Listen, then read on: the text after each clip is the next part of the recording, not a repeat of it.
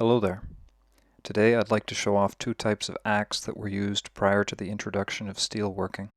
The first of these is ground from a fine-grained river rock. Aside from having an edge ground into it, it has also had a groove ground into the middle to accommodate a handle. There are a lot of different types of stone axe, and each one takes about 40 to 60 hours to make, so I'm only going to be testing the one that I have. As might be expected, each different style performs better or worse at various tasks. Mine is the sort that would have been used as a splitting axe. The other axe I'd like to show is made from antler. Antler can be made decently sharp and it's very strong. The only shortcoming to it is weight. This axe weighs about 1.25 pounds. Most of that is from the handle. I positioned the camera wrong for this first little bit, so just bear with me. It'd be nice if in real life you could just reload a save.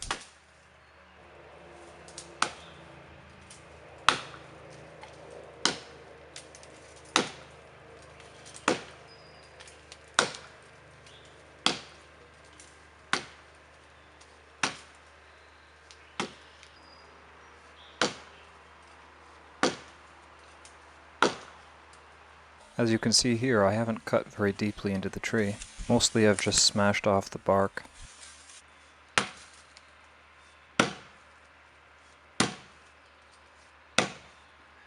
This is the product of 18 blows. The axe isn't really ground fine enough to cut the wood properly. The sharper you make one, the more likely it is to snap in half. The way it works instead is just by concentrating the weight of the axe on a small point and crushing the wood. Not efficient by any means, but it would work if you gave it the time. Now I'm going to show the Antler Axe.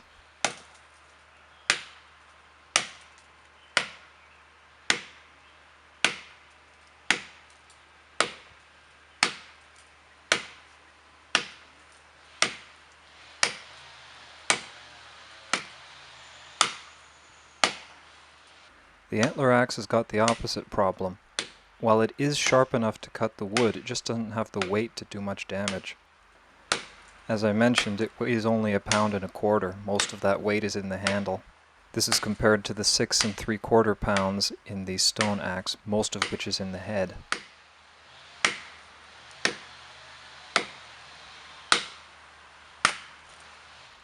On the bright side though, it takes almost no energy to swing. The axe has a tendency to bounce back. This makes it really easy to reset a swing.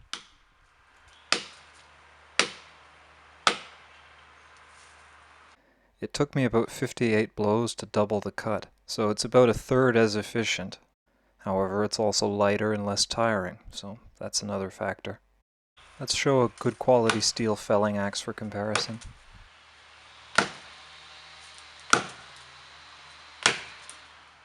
It's been about 6 blows and I've already done as much as the other two axes put together.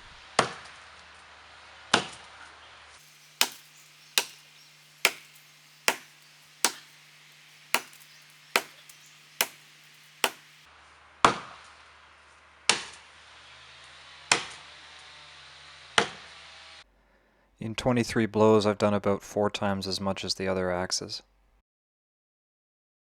Now let's see how well these axes can split firewood. First, a modern splitting axe for comparison.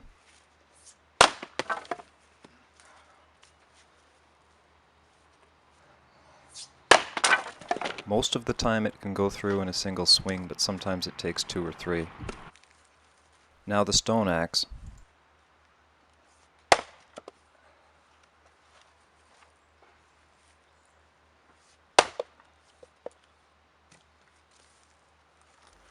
Two blows and it splits clean down the middle. That's not bad.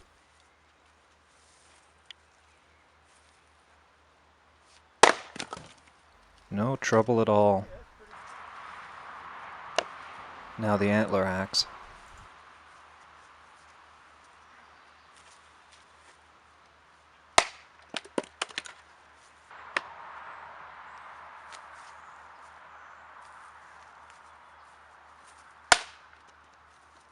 Two blows to split a half log. Let's see how it does with the full one.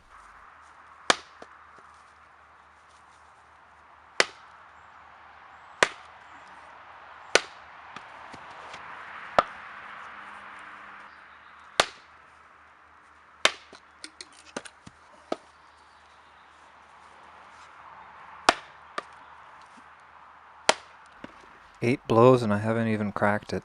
All I've done is put little dents in the top. The Antler Axe just doesn't have the weight for this.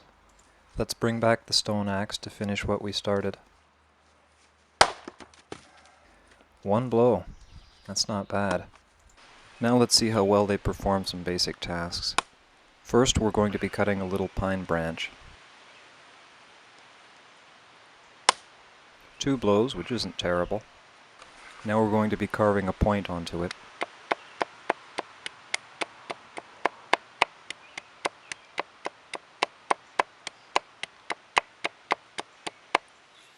I have to be very gentle and careful here. Because the axe is quite a bit blunter than I'm used to, it's very easy to accidentally snap off the head of the twig rather than carve into it.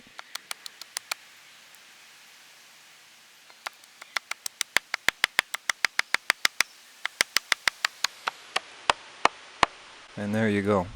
Bit more effort and care required, but it works. Now we are going to be doing the same thing to a piece of mulberry. Mulberry is quite a bit harder than pine.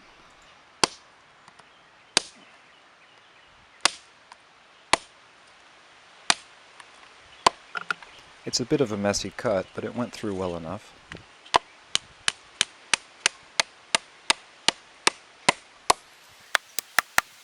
This is not working well at all.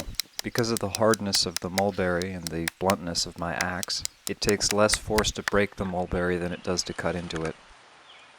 I took the handle off the stone axe in order to make it a bit more wieldy.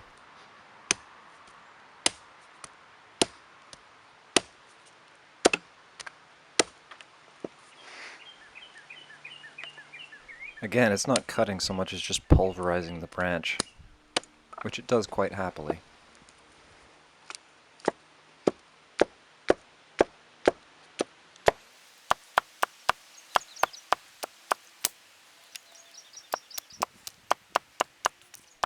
Now this is a sorry display.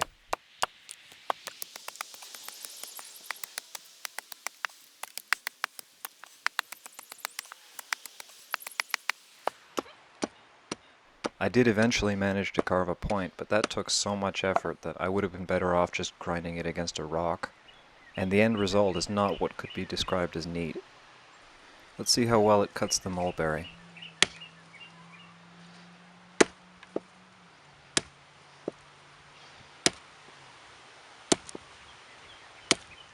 Not cutting at all, just mashing it into paste.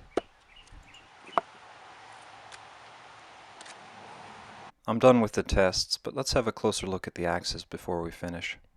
As you can see, it's just a river rock with an edge ground onto it and a groove cut in the middle. It weighs almost 6 pounds and it took me about 60 hours to grind it by hand. Time well wasted, I say. Now let's have a quick look at the Antler Axe. This one is made from a broad section of antler, which I cut short and ground into an edge.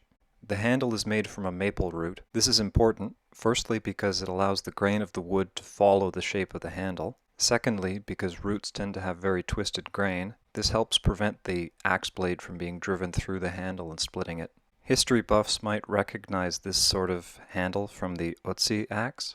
Handles like this are by no means unique to the Alps, and were used in one form or another wherever there are trees.